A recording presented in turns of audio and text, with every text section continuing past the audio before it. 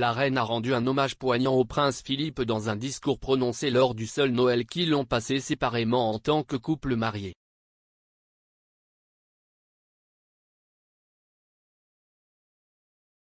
Sa Majesté, 95 ans, s'apprête à marquer une triste étape ce week-end alors qu'elle va célébrer son premier Noël en tant que veuve.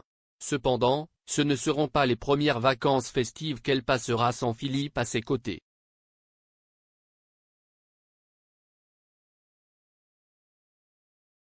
En octobre 1956, Philippe s'embarque pour un voyage de 3 mois à bord du Royal Yacht Britannia.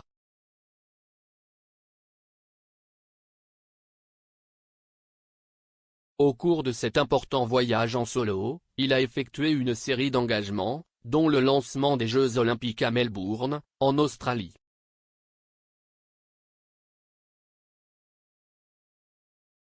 Cependant, à son tour, il a dû renoncer à être avec la reine et leurs 2 enfants, Charles et Anne, à Noël.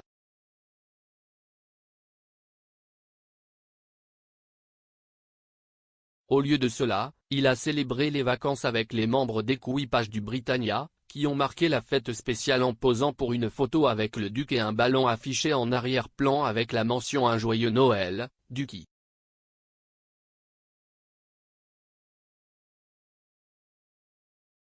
Pour compenser son absence, le souverain n'a pas manqué de saluer publiquement Philippe et son importante tournée lors de l'émission de Noël de cette année-là.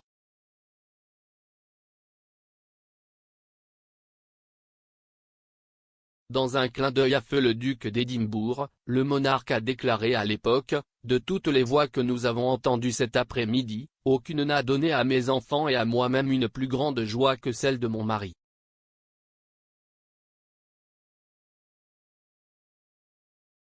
Je lui dis, de la part de tous les membres de la famille réunis ici aujourd'hui, nos meilleurs vœux s'adressent à vous et à tous ceux qui se trouvent à bord du Britannia, alors que vous voyagez ensemble dans les mers de l'extrême sud.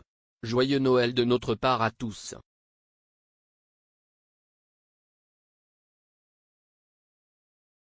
La reine a poursuivi, bien sûr, il est triste pour nous d'être séparés ce jour-là, et bien sûr, nous attendons avec impatience le moment où nous serons tous à nouveau ensemble.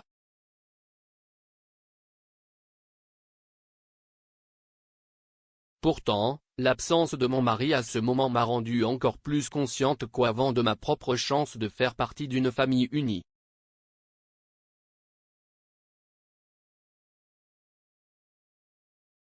La reine enregistre son discours de Noël chaque année à l'approche des festivités hivernales.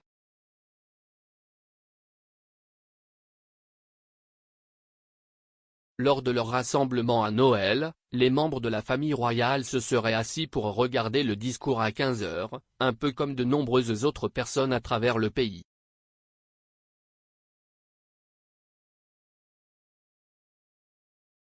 La reine a commencé à célébrer Noël à Sandringham en 1988.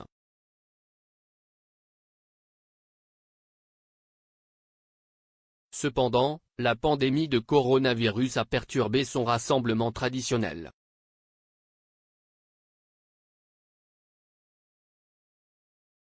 L'année dernière, le monarque et Philippe ont passé la journée au château de Windsor, en compagnie de leurs fidèles employés.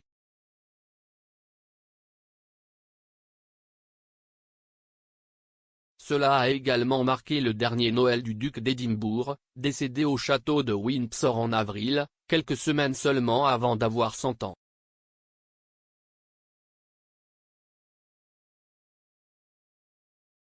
Cette année, le monarque restera à nouveau au château de Windsor en raison de l'augmentation des infections à Covid dans les 4 pays, a déclaré mardi une source.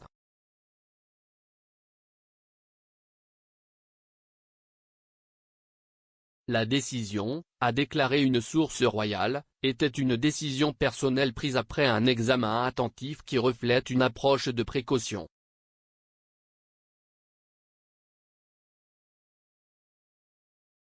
Cependant, elle ne sera pas seule, car elle recevra la visite de ses proches conformément aux directives du gouvernement et aux mesures de sécurité.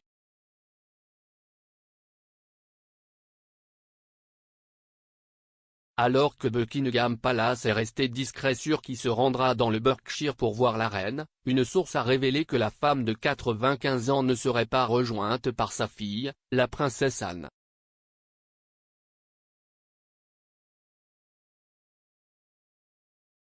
En effet, le mari de la princesse royale a contracté Covid-19 et le couple s'auto-isole actuellement chez lui à Gatcombe Park.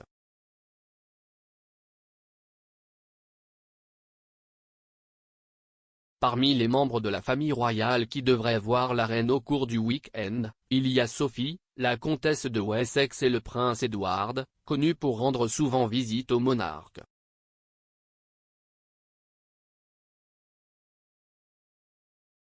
Le prince Charles et Camilla, duchesse de Cornouailles, passent également normalement Noël avec le monarque.